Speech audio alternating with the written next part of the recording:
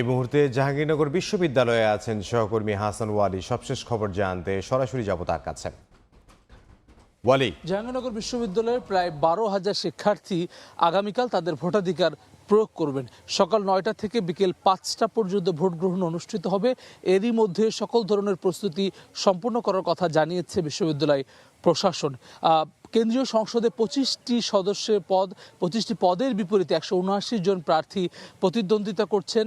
জাতীয়তাবাদী ছাত্র দল তাদের প্যানেল ঘোষণা করেছে, ইসলামী ছাত্র শিবির, গণতান্ত্রিক ছাত্র সংসদ তাদের সমর্থন দিয়েছে, তাদের সমর্থিত প্যানেল রয়েছে। একই সঙ্গে বিভিন্ন প্রগতিশীল ছাত্র সংগঠন, বাম সংগঠনগুলোর প্রার্থীও কিন্তু রয়েছে, তাদের প্যানেল রয়েছে। মোট 8টি প্যানেল রয়েছে, যার মধ্যে 4টি পূর্ণাঙ্গ প্যানেল এবং 4টি আংশিক প্যানেল। সব মিলিয়ে প্রায় 33 বছর পরে অনুষ্ঠিত হতে যাওয়া এই জাকসু নির্বাচনকে কেন্দ্র করে কিন্তু শিক্ষার্থীদের মধ্যে এক ধরনের উন্মাদনা রয়েছে। কিন্তু শিক্ষার্থীদের সঙ্গে আমরা কথা বলেছি, তাদের তরফ থেকে অভিযোগ রয়েছে যে ধরনের আয়োজন দরকার ছিল আরও বেশি জমজমাট করার জন্য সেরকম আয়োজন বিশ্ববিদ্যালয়ের প্রশাসন করেনি। প্রার্থীদের তরফ থেকে অভিযোগ রয়েছে যে ধরনের সুযোগ তাদের দরকার ছিল, তারা বলছিলেন যে ভোটারদের কাছে অর্থাৎ শিক্ষার্থীদের কাছে যাওয়ার জন্য প্রজেকশন, মিটিং সহ আরও যেসব সুবিধা তারা চেয়েছিলেন সবকিছু তারা পাননি। তারপরেও আসলে দীর্ঘদিন পর 33 বছর পর যেই আয়োজনে হতে যাচ্ছে জাকসু নির্বাচন, সেটি নিয়ে তারা সন্তোষ প্রকাশ করেছেন যে শিক্ষার্থীরা তাদের প্রতিনিধি নির্বাচনের সুযোগ পাচ্ছেন।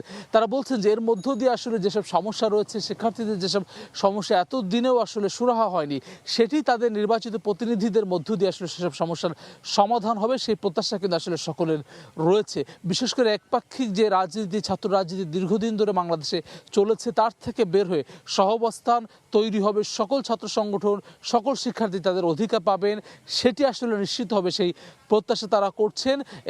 জাহাঙ্গীরনগর বিশ্ববিদ্যালয় জুড়ে কিন্তু বিশ্ববিদ্যালয় প্রশাসনের আলাদা টিম থাকবে আগামীকাল, সেটি আমরা জানতে পেরেছি। পুলিশ থাকবে, সেটি আমরা জানতে পেরেছি। কোনো ধরনের গোলযোগের সংখ্যা যদিও বিশ্ববিদ্যালয় প্রশাসনের তরফ থেকে তারা করছেন না। ছাত্র প্রতিনিধি যারা রয়েছে, বিভিন্ন ছাত্র সংগঠনের তরফ থেকে যারা প্রতিদ্বন্দ্বিতা করছেন, তারাও কিন্তু আসলে সেই প্রতিশ্রুতি দিয়েছেন। 21টি হলের মধ্যে ছেলেদের যে 11টি হল এবং মেয়েদের যে 10টি হল, সেই জায়গাটিতে আসলে আগামীকাল একই সঙ্গে ভোট গ্রহণ হবে। মেয়েদের বেশ কিছু হলে কিন্তু আসলে বিনা প্রতিদ্বন্দ্বিতায় অনেকে নির্বাচিত হতে যাচ্ছেন, অনেক পদে কোনো ধরনের প্রার্থী নেই। এসব কিছুর মধ্য দিয়ে কিন্তু আগামীকাল জাকসু নির্বাচন অনুষ্ঠিত হতে যাচ্ছে। সবার প্রত্যাশা সুষ্ঠুভাবে এটি শেষ হবে, ভোট গ্রহণ শেষ হবে এবং ফলাফল তারা পাবেন। সহকর্মী হাসান ওয়ালি জাহাঙ্গীরনগর বিশ্ববিদ্যালয় থেকে আমাদেরকে জাকসু নির্বাচনের সবশেষ খবর জানাচ্ছিলেন।